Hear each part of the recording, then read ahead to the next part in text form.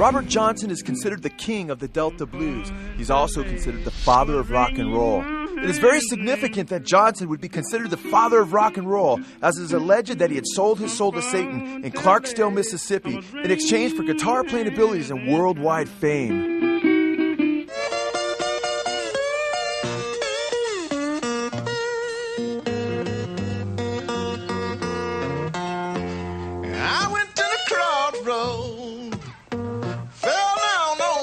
It was after Johnson made his alleged pact with Satan that he became the king of the Delta blues. Blues master B.B. King said, quote, "As a musician, Robert Johnson had it all." I think he's the greatest folk blues guitar player that ever lived, and the greatest singer, the greatest writer. You know, you think you were getting a handle on playing the blues, and then to hear Johnson, you say, whoa, there's a long way to go yet. It's still the most powerful cry that I think you can find in music of the human voice. Blues master and Johnson's mentor, Son House, said of him before Johnson's transformation, "He sat at our feet and played during the break, and such another racket you've never heard." Son House said he made the audiences mad with his racket. Son House went on to say of Johnson before he made his alleged pact with Satan that he was a talentless and even an irritating guitar player. But he followed me and Willie around on Saturday night, Willie Brown. And every time we stopped for rest and sit at a little guitar over in the corner or something and go out to catch air, get the guitar and be trying to play it and be just noising the people, And when the folks would come out and say, "Why don't some of y'all go in there and make that boy put that thing down, he running us crazy." Finally he left, he run off from his father and mother. And he went over in Arkansas someplace. Well, he was gone about 6 to 8 months. It was during this period of 6 to 8 months that it is said that he made his pact with Satan on the crossroads of Highway 49 and 61 in Clarksdale, Mississippi. It was at these crossroads where the legendary experiences of Johnson trading in his eternal soul for temporary fame was said to have taken place in Clarksdale, Mississippi. Well, they say he sold himself to the devil, and that's what they say. I heard a lot of people say that he sold himself to the devil, went to the crossroads and all that. But after Johnson's alleged pact with Satan, everything changed as Johnson went from being the worst blues guitarist in a matter of months to the best. Some musicians who knew Johnson claimed that Johnson himself admitted that he sold his soul to Satan. He said he done that, went to the crossroads. Son House said that when Johnson returned after 6 to 8 months, everything changed as Johnson was transformed almost before their very eyes. Then he come back.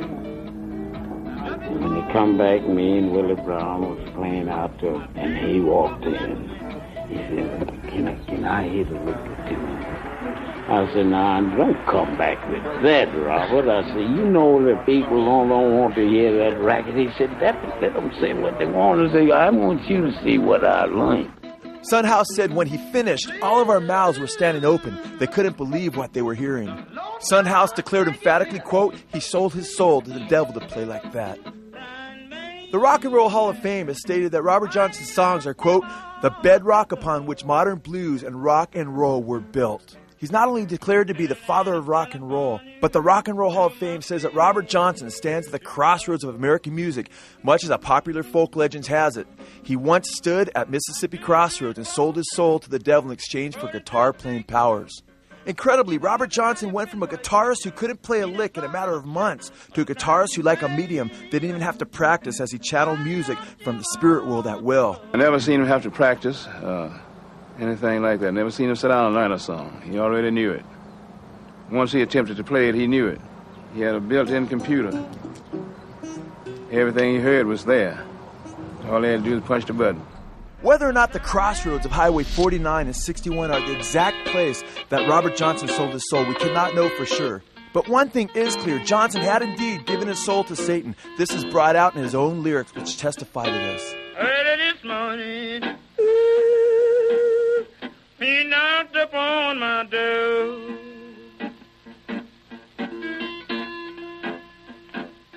And I said, "Hello, Satan, I believe it's time to go."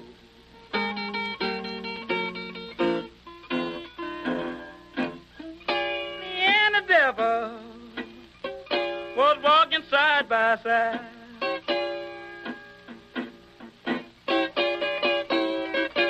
Me and the devil, ooh, was walking side by side.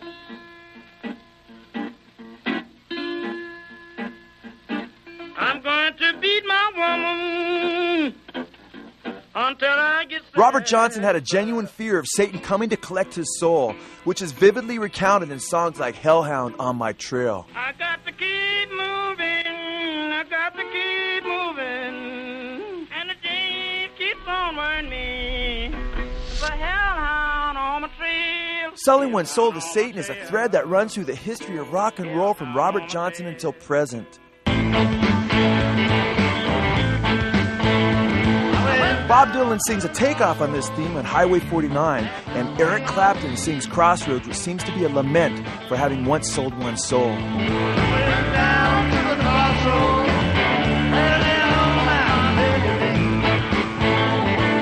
Ginger Baker, formerly of Clapton's group Cream, says of Cream, quote, "It happens to us quite often. It feels as though I'm not playing my instrument. Something else is playing it, and that same thing is playing all three of our instruments. That's what I mean when I say it's frightening sometimes. Maybe we'll all play the same phrase out of nowhere. It happens very often with us."